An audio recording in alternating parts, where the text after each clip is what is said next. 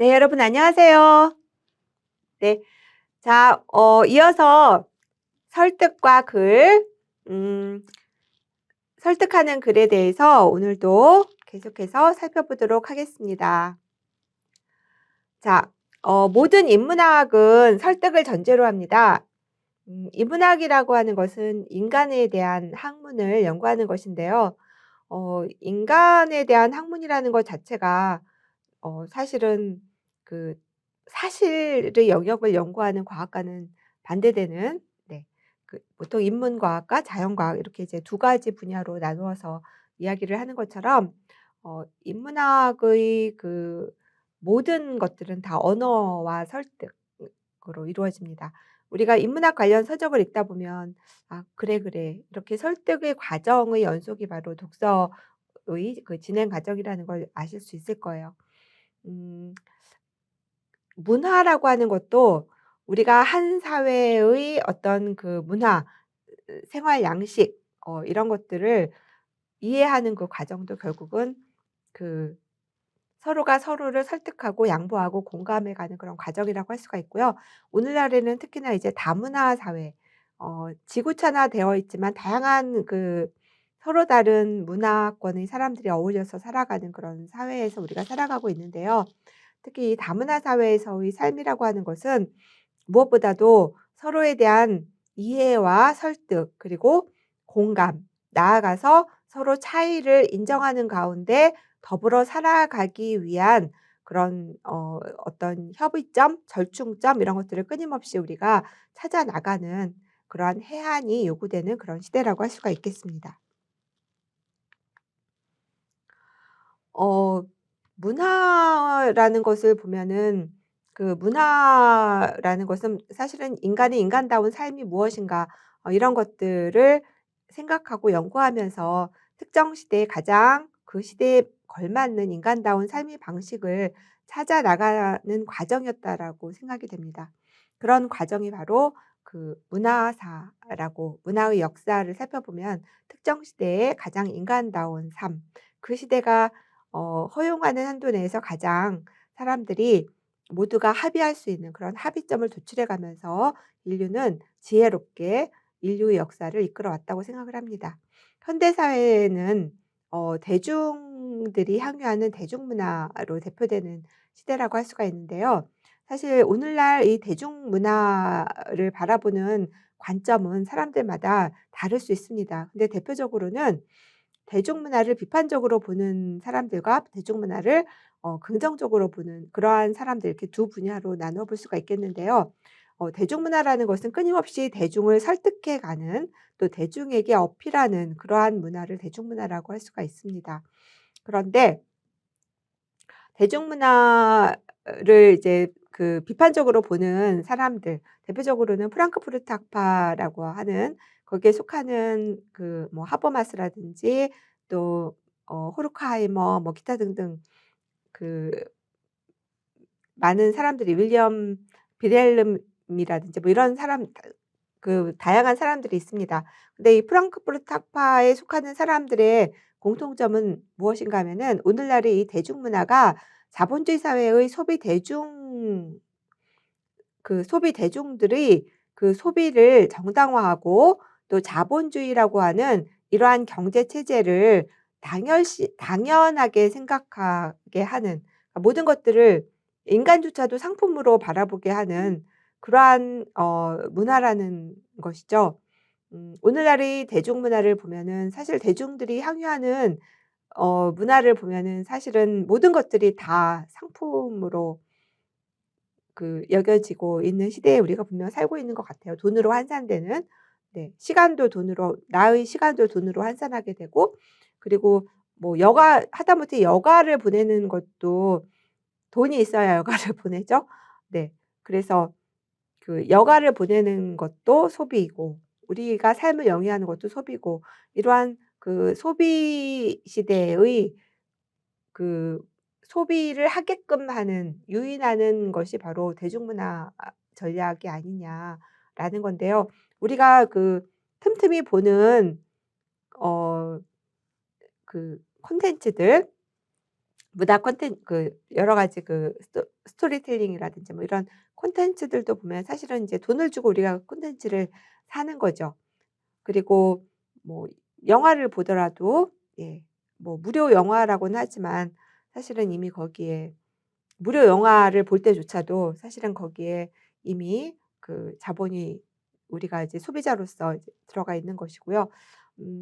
대중문화를 자본주의 사회에서 소비자로서 끊임없는 소비를 부추겨 가기 위한 그 대중 설득 수단이 바로 이 대중문화가 아니냐 라고 이제 주장을 하는 것이거든요. 모든 것들이 상품으로 존재하는 그런 사회의 그 문화 이것을 이제 대중문화라고 이야기를 합니다. 어 그렇게 되면 우리는 대중문화 속에서 끊임없는 소비자로서만 계속 이렇게 왔다 갔다 하면서 부유하면서 뭔가 진정한 삶의 본질을 놓치는 그런 우매한 대중이 돼 버릴 수밖에 없는 것이죠. 그러니까 대중문화를 이렇게 프랑크푸르트 학파 사람들은 이제 깊이 있게 연구를 하면서 어 그 결과물 중에 이제 뭐 대표적인 것이 어 빌헬름 라이츠라고 하는 사람이 그 자본주의 대중문화가 성을 다루는 방식을 이제 이야기를 합니다. 그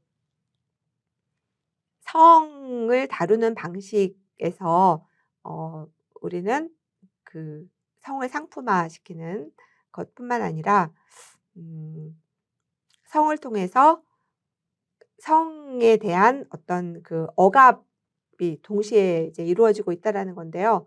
어 그 개인의 민주화, 개인의 어떤 그 민주화는 전체 사회의 민주화와 밀접하게 이제 연관되어 있다라는 견지에서 국가나 또는 사회가 그 인간의 성에 대해서 관여를 하게 되고 성에 대한 일정한 그 양식을 만들어가는 과정 이러한 것들도 그 대중문화에 의해서 이루어진다라고 보는 건데요. 음. 그 대중문화가 보면은 뭐 하다못해 드라마 같은 거 이런 드라마나 뭐 또는 대중문화가 창출해내는 여러 가지 이미지들을 보면 단란하고 행복한 그런 가족의 이미지들이 많이 보여지고 있는 경우가 많죠. 그런데 그런 그 대중문화의 가 재현하는 우리의 그 삶의 방식 이런 것들을 보면서 결혼하지 않거나 또는 그 자식이 없거나 뭐 이런 사람들의 삶은 마치 뭔가가 충족되지 않은 삶인 것처럼 그렇게 오인될 수 있다라는 거고요. 그러니까 대중문화라는 건 끊임없이 '우리 삶은 이런 것이어야 돼.'라는 것들을 이렇게 틀지어 가고 그런 것들을 해 나가는 '정상적인 것은 이런 거야.'라는 것들을 끊임없이 세뇌시켜 가는 그런 과정이라는 거거든요. 그런 것들은 바로 지배 이데올로기 전략과 맞물리는 그런 전략이라는 거예요. 그래서 우리가 이제 '대중문화에 대해서 좀 더 비판적으로 접근해 볼 필요가 있지 않느냐.'라는 차원에서 대중문화를 비판적으로 이제 연구했던 사람들이 바로 이 프랑크푸르트 학파들입니다. 이 사람들은 마르크스주의자들인 경우가 많았는데요. 그 마르크스주의라고 하면은 가장 그 마르크스주의를 이렇게 요약하기가 상당히 힘들지만 한번 제가 가장 음 단순화시켜서 이야기를 하자면 나의 존재가 나의 의식을 결정지어야 되는데 그것이 바로 이제 유물론이죠. 네. 그러니까 나의 존재가 나의 의식을 결정지어야 되는 거예요. 자, 내가 가난한 사람이면 나는 가난한 사람의 의식을 가져야 되는 거예요. 그러니까 가난한 사람이 편해서 가난한 사람의 입장에서 생각을 해야 되는 건데 이게 그 자기의식이죠. 자기의식. 그런데 마르크스에 의하면 그렇지 않다는 거예요. 어 그 사회의 지배 이데올로기는 그 사회의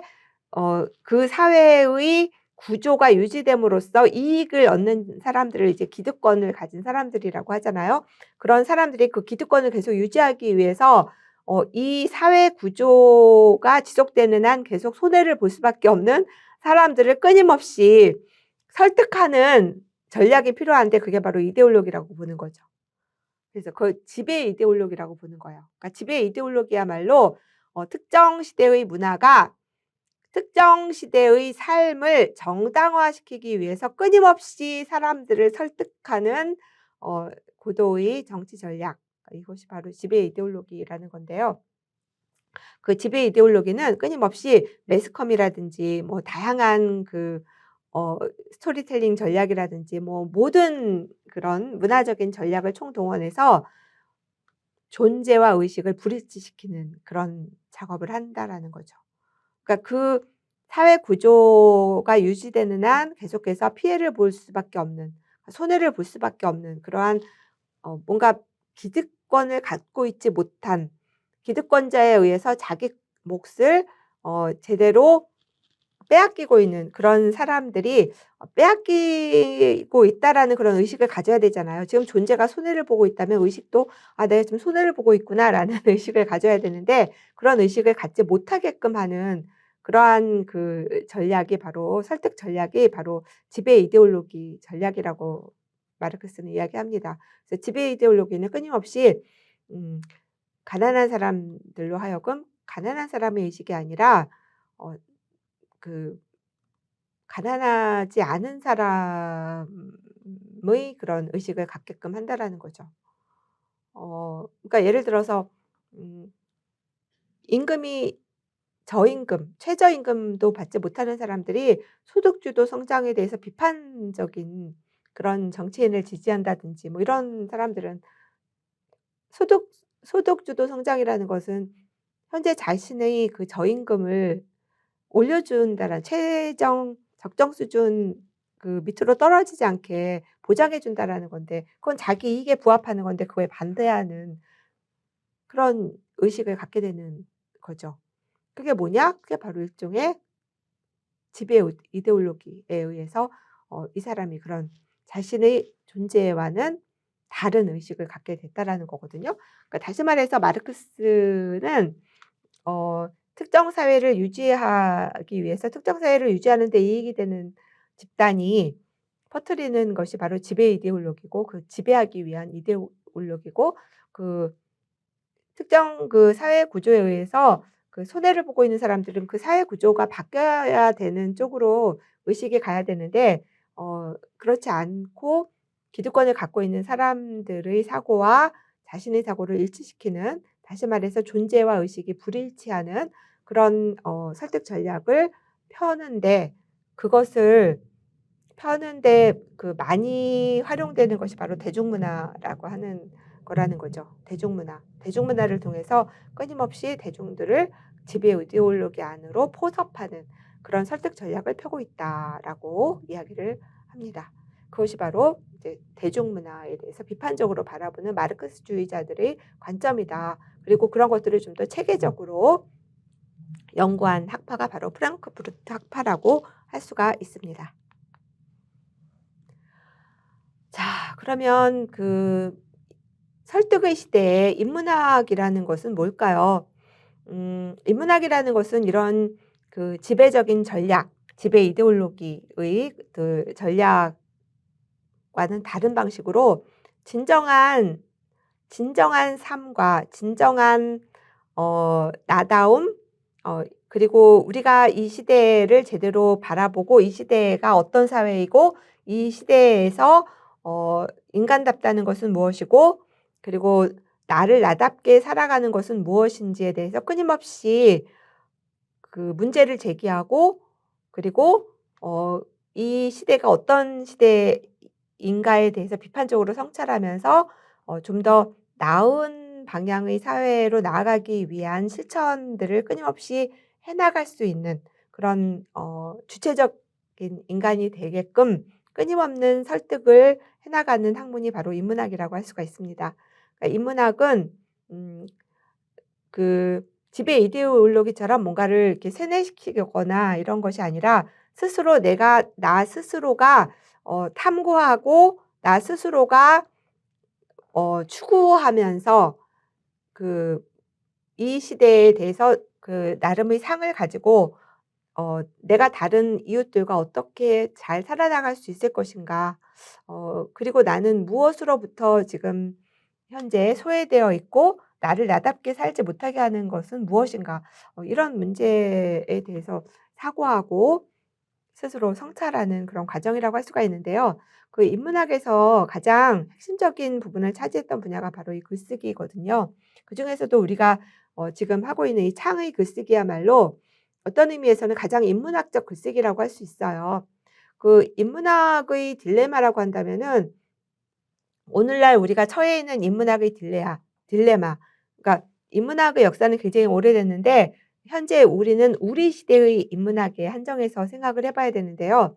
그 인간다움에 대해서 연구하는 학문이 바로 인문학이라고 했을 때 우리 시대에 직면하고 있는 인문학의 최대 딜레마는 그 '인간답다.'라는 것이라고 볼 수 있어요. 어 기존의 인간 중심적인 사고에서 우리가 벗어나야지만 그것이 이제 진정한 인간다움의 회복이라고 할 수 있는 정말 이러한 역설을 이해해야 하는 그런 시대가 도래했다라는 것인데요. 그동안 우리가 지구상에 그 살아가는 한 그 생명체로서 여러 생명체들이 있잖아요. 뭐 개미부터 시작해서 악어, 뭐 호랑이, 또 각종 식물, 또 해양에서 바다에서 살아가고 있는 생명체들 뭐 다양한 그런 지구상의 모든 존재물들 생명체, 무생물 뭐 이런 거 다 포함해서 지구상의 한 그 종으로 인간이라고 하는 인간의 종이 살아가고 있는데 인간이 탄생하면서부터 과학기술이 무수하게 이제 발전해 왔잖아요. 그래서 지구상에 인간이 출현해서 어 지금까지 살아왔던 요 시대를 인류세라고 하죠. 왜 여러분 그 지층을 연구하는 사람들이 그 공룡 화석을 연구하면서 뭐 백악기 뭐 그런 얘기 들어보셨죠? 백악기에는 뭐 무슨 공룡이 살았고 막 이런 식으로 이렇게 나누잖아요. 자, 그런데 인간이 출현했던 그 순간부터 현재까지의 그 지층을 이제 인류세라고 하는 거예요. 그 인류세의 그 지구가 얼마나 파괴됐는가, 얼마나 많은 그 종류의 생물, 무생물들이 인간에 의해서 멸종됐는가, 인간이 얼마나 지구에 해악을 미쳤는가, 이런 것들을 좀 생각해 볼 수 있게 하는 그런 개념이 바로 이 인류세 개념이라고 할 수가 있을 것 같습니다.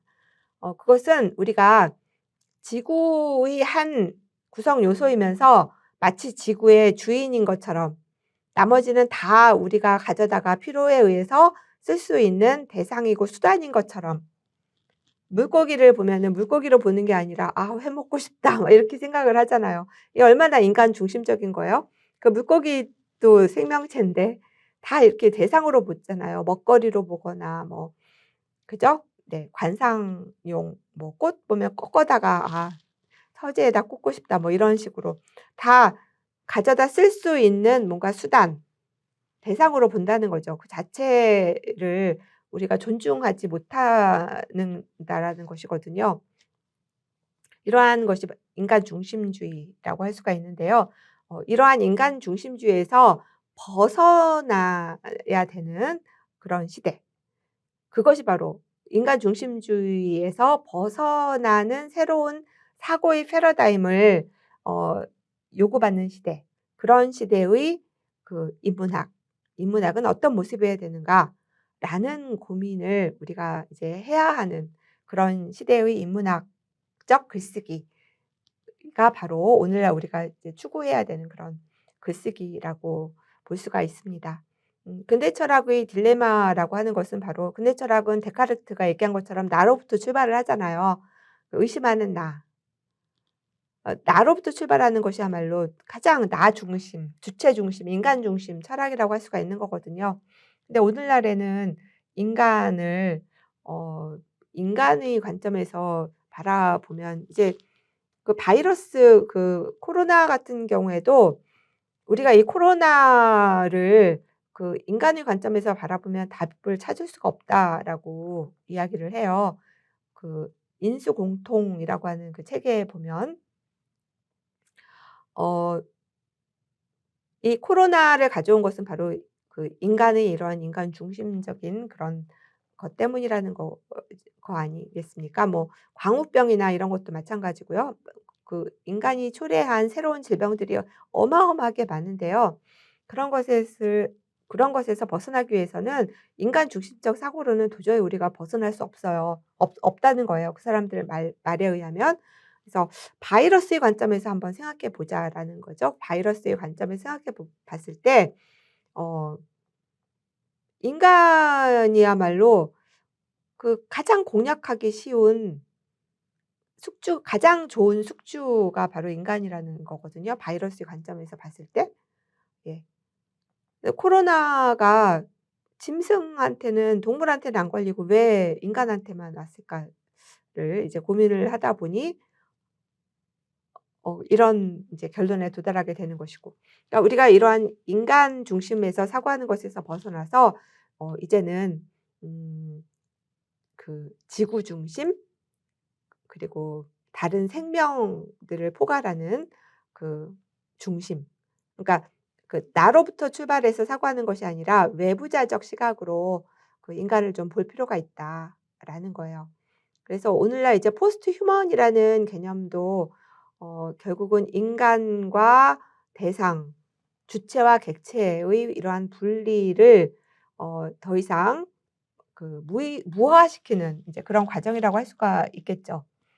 포스트 휴먼의 시대를 우리가 이제 살아가야 되는 것이거든요. 그랬을 때 어 그 포스트 휴먼의 인문학은 어떤 것이어야 되는가라는 것에 대해서 우리가 같이 고민하고 좀 숙고해 볼 필요가 있지 않나. 그리고 인간 중심 그러니까 모든 것들을 인간과 상관지어서 사고하는 것을 그 아즈마 히로키라고 하는 그 철학자는 그 상관주의라고 이야기를 하거든요. 우리가 습관적으로 모든 것들을 인간과 상관시켜서 생각을 해요.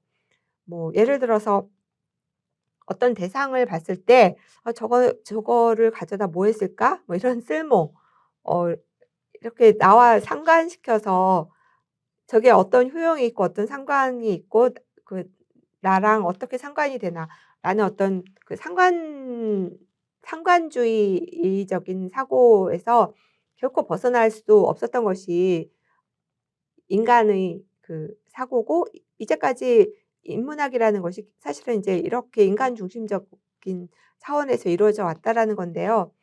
이것을 상관주의에서 벗어나서 사고한다는 것은 '도대체 무엇일 수 있을까?'라는 것들을 이제 상상하고 그런 것들을 실천할 필요가 있다라는 거죠. 그래서 요즘에 그 많은 뛰어난 작가들이 인간이 아닌 그런 그 로봇이나 또는 인공지능 또는 딥러닝을 통해서 그 스스로 학습하고 스스로 발전하는 그런 그 AF AF나 또는 뭐 리프리컨트나 뭐 이런 그 관점에서 그러니까 기계적 관점에서 그 인간을 대상화시켜서 그리는 그런 작품들을 많이 그 쓰기도 하거든요.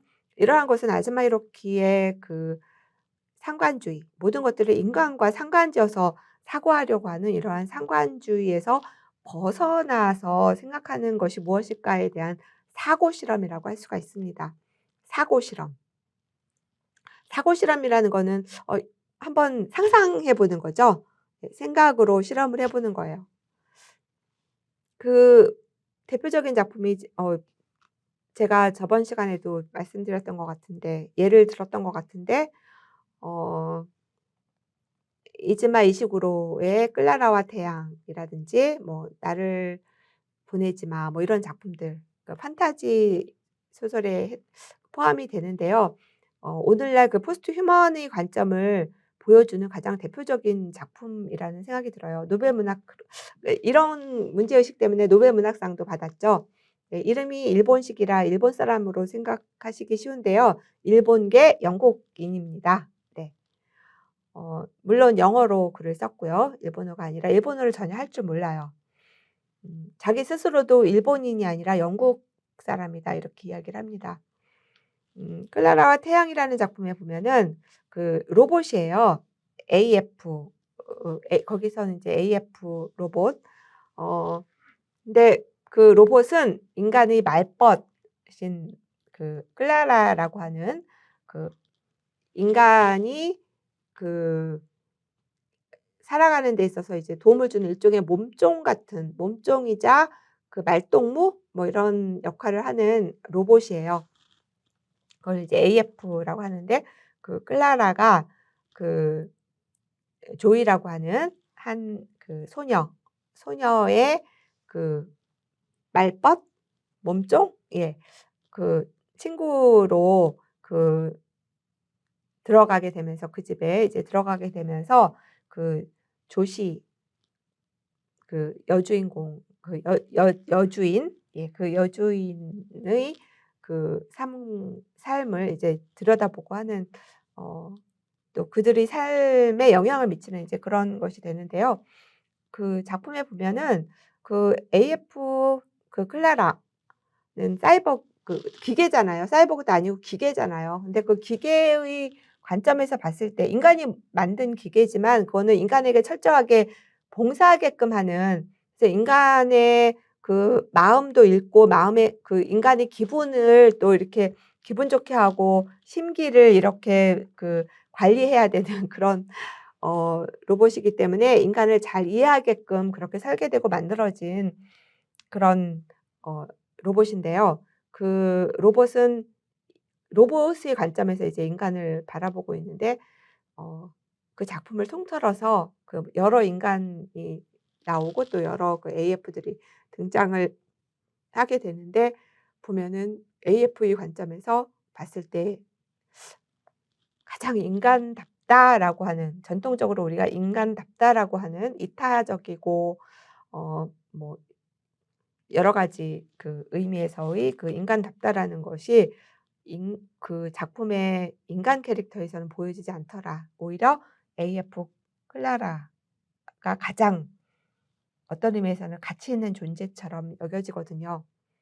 그만큼 인간이라고 하는 존재를 인간이 아닌 다른 외부자의 시각으로 보려고 하는 그럼으로써 포스트 휴먼 시대의 인간은 어떤 방식으로 인간다움을 실현하면서 살아야 될 것인가라는 것들을 모색하고 있는 그런 작품들이 많이 등장하고 있고요. 요즘에 그 판타지나 SF 그런 그 스토리텔링이 많이 각광을 받고 있고 우리 시대에 많은 대중들이 그런 작품들에서 재미를 느끼는 이유 중에 하나가 어 바로 새로운 관점, 기존의 그 인간 중심주의에서 벗어나서 뭔가 전우주적 시각 또는 뭔가 낯선 그 존재의 관점에서 인간을 낯설게 바라볼 수 있다라는 것, 좀 다른 관점에서 바라볼 수 있다라는 것, 이런 매력이 분명 존재하는 것 같습니다. 오늘날 인문학도 그렇다라는 것이죠. 기존의 인간답다라는 것에 대한 대안적인 인문학, 그러니까 인문학을 넘어선 인문학, 이런 것들이 오늘날 우리가 추구해야 되는 그런 인문학이 아닌가. 기존의 인문학은 너무 인간 중심적이었다라는 거거든요. 그러니까 이제는 우리가 어 우리끼리 설득하는 단계를 넘어서서 우리가 같이 공생해야 할 다른 종들을 까지도 포괄해서 그들을 설득할 수 있는 그런 어 그 진정한 세계의 일부로서 한 구성 요소로서 그러한 삶을 추구해 나가야 된다라는 것이고 그것이야말로 설득의 가장 중요한 정신인 어 모두가 만족할 수 있는 그런 합의점에 도달해 가는 그런 그 실천, 사유 그리고 그러한 것들을 더불어서 같이 나누고 소통할 수 있는 글쓰기 예 이런 것들이 요구되는 그런 시대라고 할 수가 있겠습니다. 자 그러면 이제 본격적으로 그 설득하는 글쓰기를 여러분들 이제 써 보실 건데요. 설득하는 글은 무수히 많죠. 뭐 대표적으로는 논설문 사설이나 칼럼 같은 것이 가장 대표적인 논설문이라고 할 수가 있고요. 또 대학마다 또 논술 시험도 있죠. 네, 그것도 논설문입니다. 그다음에 건의문, 자기가 뭔가를 건의하는 거죠. 자기 의견, 자기 주장을 건의하는 거죠. 이렇게 보면 어떻겠습니까? 뭐 건의문, 그다음에 연설문, 비평문. 비평문도 '이 작품은 이런 쪽으로 봐야 된다. 이런 식으로 해석되어야 한다.' 뭐 이런 식으로 설득하는 거죠. 그다음에 뭐 시평, 요즘 세태에 대해서 그 비평하는 거죠. 뭐 "내 생각은 이렇다. 지금 우리 시대는 이런 시대고 이런 쪽으로 흘러가고 있는데 이거는 뭐 바람직하다. 그렇지 못하다." 뭐 이런 식으로 쓰는 글들.